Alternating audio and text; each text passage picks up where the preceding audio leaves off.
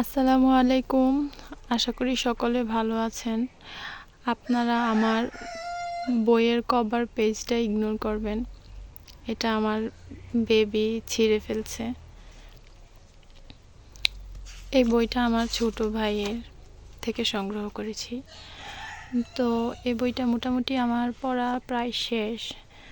তবে এখানে যে কৃত প্রত্যয়, তদ্ধিত প্রত্যয়, মানে কৃত প্রত্যয়ের মধ্যেই বেশি প্রবলেম হয়। তো আমি ওই নবম পরিচ্ছেদটা আবার একটু রিভাইজ করব। যত বেশি রিভাইজ করবেন পড়াটা তত বেশি আপনার মেমোরিতে সেট হয়ে যাবে দ্রুত। তো আমি চেষ্টা করি যতটুকু সময় বের করে পড়া যায় পড়ার জন্য। তো আসলে বাচ্চা নিয়ে ভালোভাবে পড়া যায় না, বাচ্চাকে সময় দিতে হয়। তারপরেও যতটুকু পারা যায় আর কি চেষ্টা করি একটু পড়ার। সবাই ভালো থাকবেন।